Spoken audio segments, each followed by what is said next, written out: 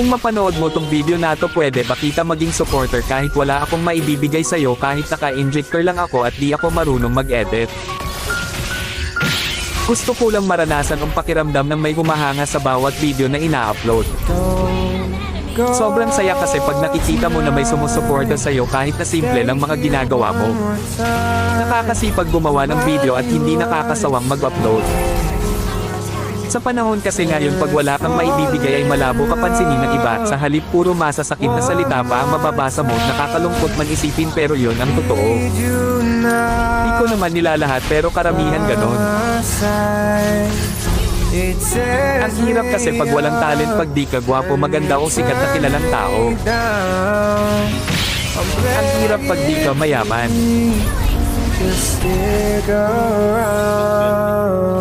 Okay lang sa akin basta lagi lang akong gagawa ng video kahit wala pang pumansin. Ang mahalaga lang sa akin ay yung mga alala pagdating ng panahon na mababalikan mo.